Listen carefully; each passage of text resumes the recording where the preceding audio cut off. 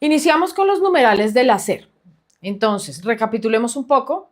Los numerales del planear, numeral 4, numeral 5, numeral 6. Iniciamos con los numerales del hacer. Iniciamos con el numeral 7, apoyo. ¿Por qué se llama apoyo? Porque está estructurado para la provisión de recursos. Y si nosotros vemos en un marco de mapa de procesos, los procesos de apoyo son los procesos proveedores de recursos. ¿Proveedores de recursos para quién? Para lo misional. Recursos humanos, gestión de compras, gestión de infraestructura, gestión de la tecnología o como estén denominados los procesos, pero básicamente son procesos proveedores de recursos. En el numeral 7.1 identificamos la generalidad de los recursos y es que la organización debe determinar y proporcionar los recursos necesarios para el establecimiento, la implantación o implementación, mantenimiento y mejoramiento continuo de su sistema de gestión de calidad. ¿Qué son esos recursos? A veces en auditorías veo que indican que los recursos asociados al sistema de gestión de calidad son ¿cuánto vale postularse para la certificación con el ente certificador? ¿Cuánto vale la capacitación? No, los recursos es la garantía de los recursos para el correcto funcionamiento de la institución prestadora de servicios de salud. En el 7.2 vemos competencia. ¿Quiénes tienen competencia? Las personas. Por lo tanto, acá sí es específico la competencia necesaria para poder ejecutar las actividades propias del proceso de atención. ¿Qué competencia necesito? La competencia de alfabetización de resultados de la calidad asistencial, competencia de comunicarme con las personas, un proceso documentado de contratación, competencia de educación, calificación, formación, conocimientos técnicos y habilidades. Entonces ahí vamos a referirnos a la definición internacional de competencia. ¿Cuándo una persona es competente para la tarea? Las organizaciones establecen la definición de competencia asociada a educación formal avalada en el país por el Ministerio de Educación, formación para el trabajo, que es lo que estamos haciendo acá, experiencia específica en el cargo cuando se requiere y habilidades. Pero además de eso, nosotros tenemos unos cursos que son obligatorios, que garantizan la competencia y esa formación específica para el trabajo. Garantizamos que las personas contratadas son competentes en educación, formación y experiencia. Que damos educación y formación continua. Educación, por ejemplo, si mi institución tiene convenios docente asistenciales y me permite acceder a mis funcionarios o a mis trabajadores a una especialización, pues educación.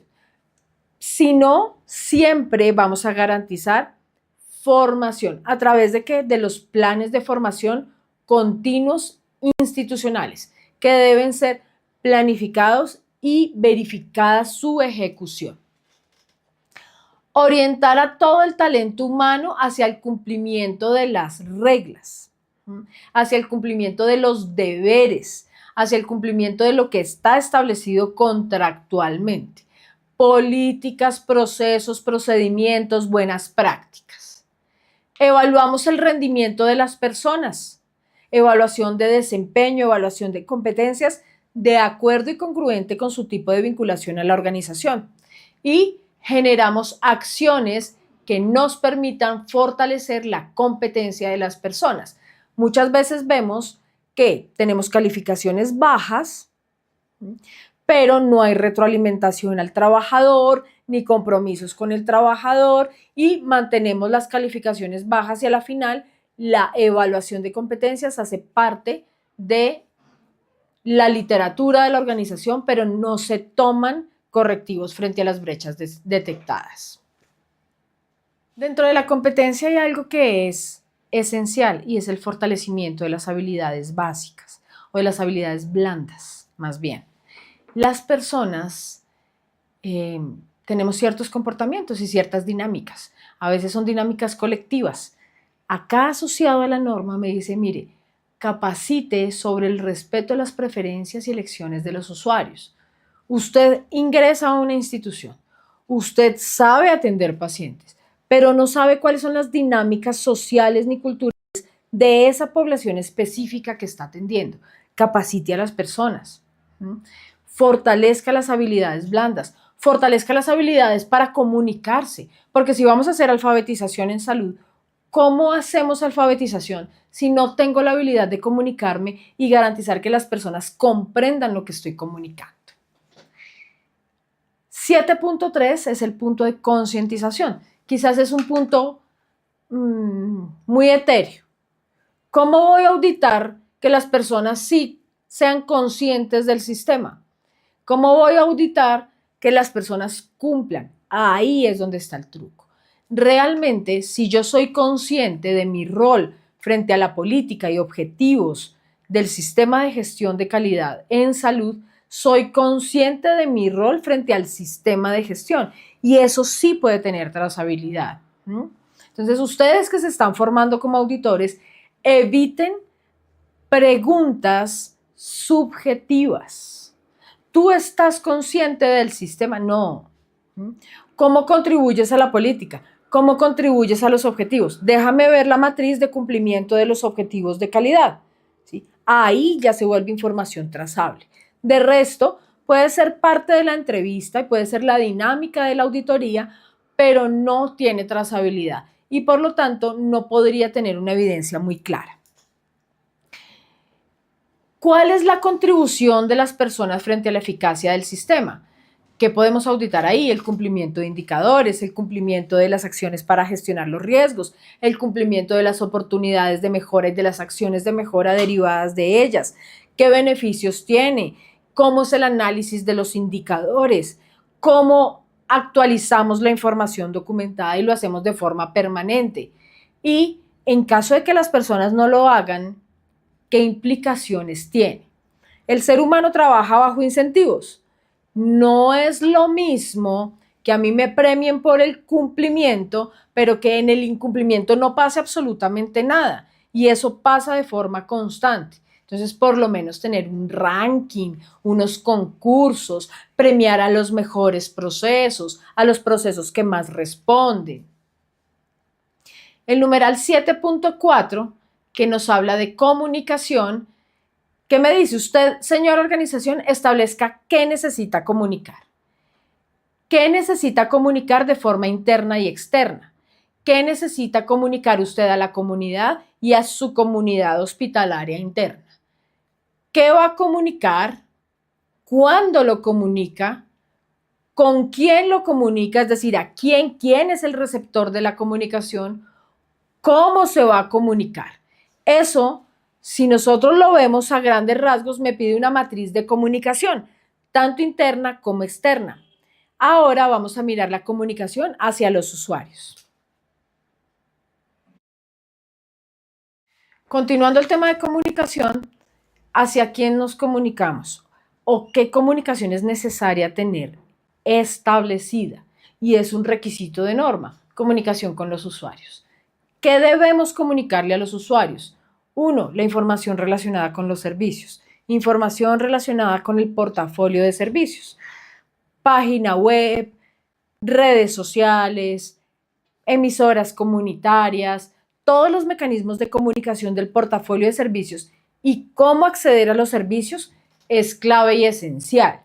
Derechos y responsabilidades de los usuarios, decálogo de derechos y deberes, cómo tenemos establecido, cuál es el plan de comunicación y de socialización de los derechos de los usuarios de forma permanente, periódica y continua en todos los servicios, cómo intervienen los profesionales, cómo intervienen los auxiliares, cómo intervienen desde el momento del acceso cuando estoy asignando una cita, si yo ahí hago reforzamiento de derechos y deberes.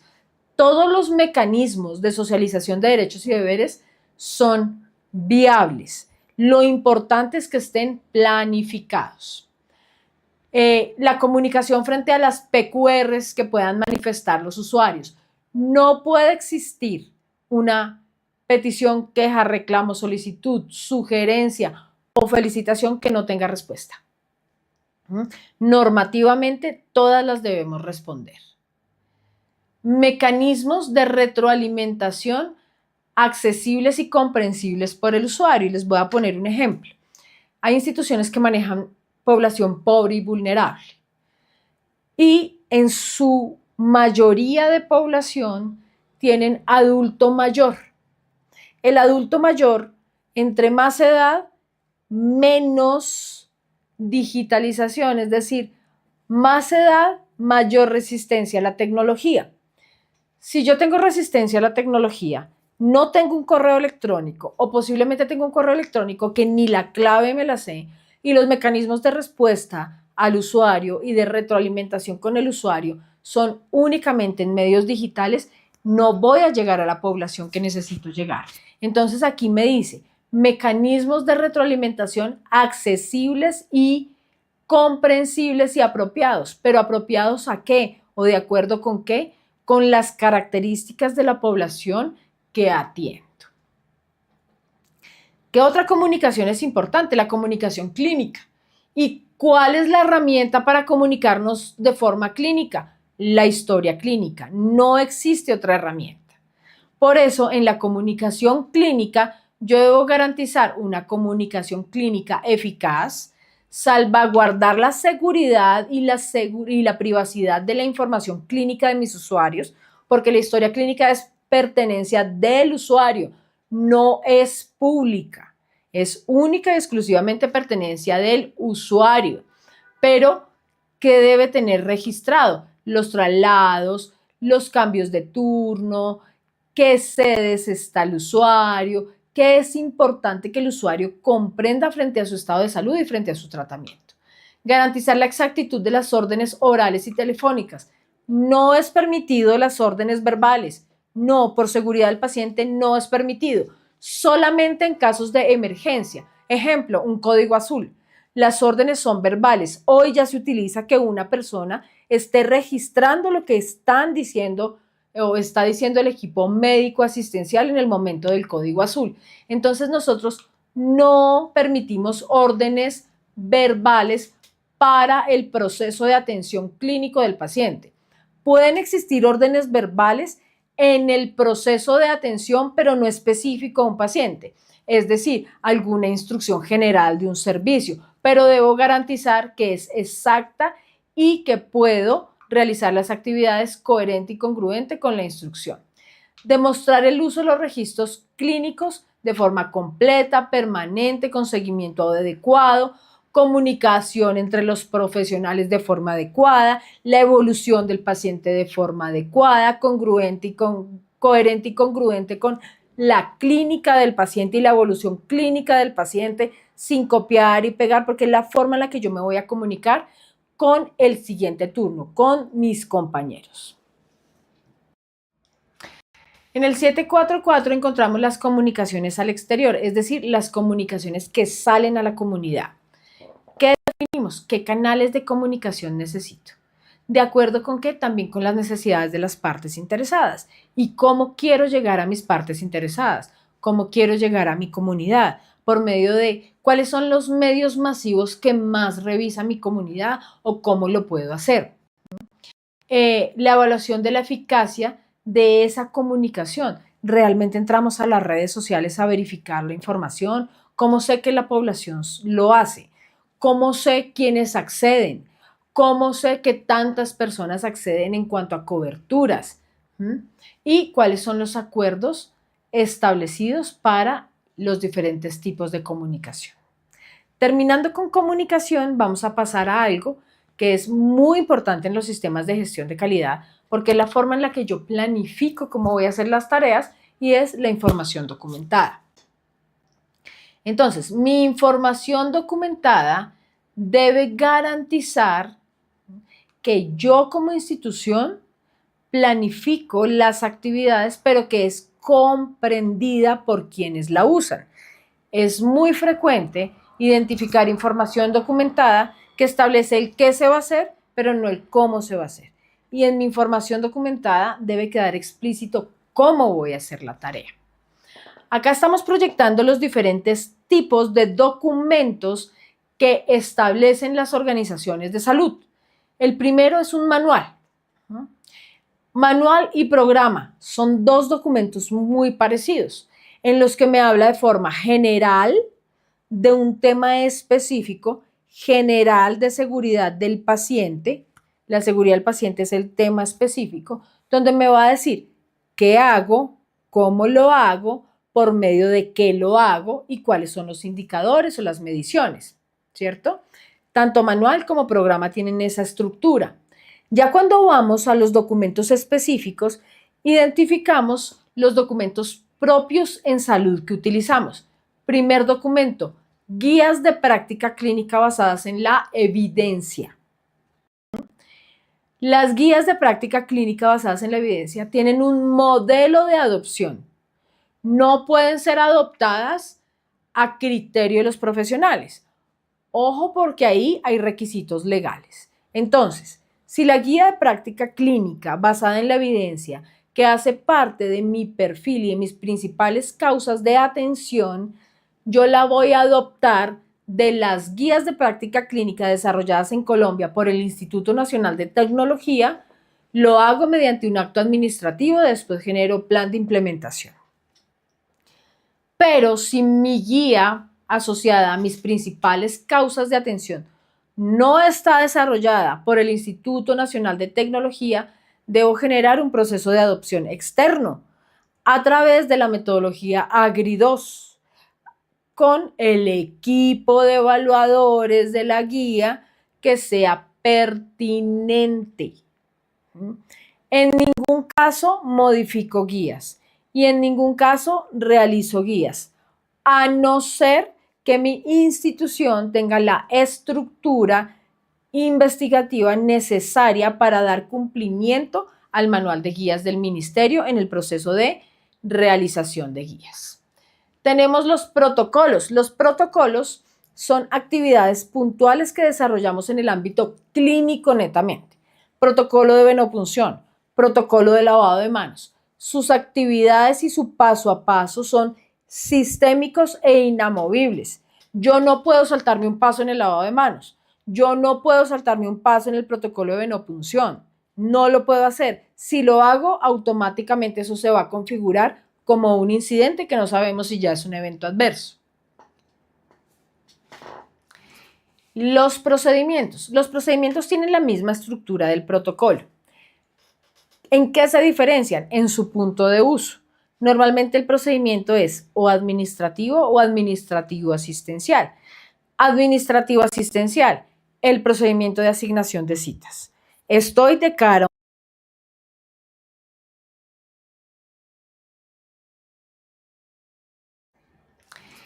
Los procedimientos tienen la misma estructura del protocolo. ¿En qué se diferencian? En su punto de uso. Normalmente el procedimiento es o administrativo asistencial. Administrativo asistencial, el procedimiento de asignación de citas. Estoy de cara a un paciente, pero no estoy ejecutando o ejerciendo actividades netamente de atención asistencial. Otro procedimiento es el que utilizamos ya en los procesos netamente administrativos, el procedimiento de contratación de personal, el procedimiento de compras. Tanto el procedimiento como el protocolo son inamovibles. El paso a paso y el seguimiento del paso a paso son obligatorios. Después sigue el instructivo, que algunas instituciones lo utilizan. El instructivo es para explicar cómo se realiza una actividad puntual. Ejemplo, en mi procedimiento dice ingresar los datos al aplicativo ABC y debajito dice ver instructivo de ingreso de datos al aplicativo ABC. Es decir, de acuerdo a una actividad puntual le doy clic y me dice cuáles son las tareas para poder desarrollar esa actividad puntual. Y por último tenemos un documento especial que se llama formato. Y este, al ser diligenciado, se convierte en un registro. ¿Qué debemos tener con toda esa información documentada que acabamos de explicar? Debemos tener la metodología de creación, actualización de la información documentada. Un documento, dícese de información en un medio de soporte físico, digital, electrónico, el medio de soporte que la organización considere de acuerdo con sus necesidades. ¿Qué es importante o cuál es un requisito? El documento debe estar identificado con título, fecha, autor, como la organización lo considere, pero debe tener una identificación. Normalmente se utiliza código y título en un formato específico establecido por la organización, con unas versiones establecidas por la organización. Y cada vez que voy cambiando el documento, voy cambiando la versión del documento y voy dejando trazabilidad en los principales cambios. Revisión, todos los documentos deben tener revisión y aprobación para garantizar que el documento es idóneo y es adecuado, es decir, que cumple con las necesidades de la institución. En control de la información documentada, es importante que toda la información documentada esté controlada, incluida la información documentada de origen externo. Ejemplo, los formatos del INVIMA que debemos utilizar cada vez que se me manifieste un RAM. Así sea en un aplicativo de gestión, es información documentada porque es un registro. La información documentada debe estar disponible en donde y cuando se necesita. Si yo soy la persona que genero los registros clínicos en el acceso de la asignación de citas, yo debo tener acceso al procedimiento de asignación de citas. No puede pasar que yo no tenga acceso a la información documentada de acuerdo con las tareas que ejecuto en el día a día. La información documentada está protegida para prevenir pérdida, para prevenir que no se maneje la integridad, sobre todo cuando son registros clínicos. Control de distribución, accesos, claves de acceso. La clave de acceso es personal e intransferible.